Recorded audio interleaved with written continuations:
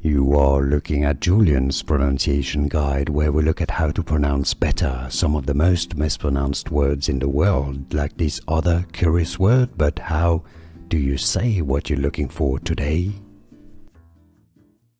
How do you pronounce this name?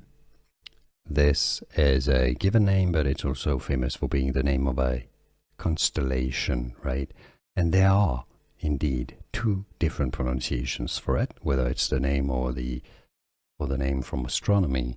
British English says it as Ara, Ara, yeah? That's more the British English pronunciation. In the US American English, however, it's normally pronounced as Ara, Ara. Okay, so both pronunciations are correct.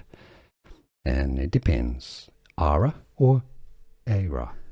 Here are more videos on how to pronounce more confusing words and names too many mispronounced. Like this video if you found it useful. I appreciate your support. I'll see you soon and thanks for watching.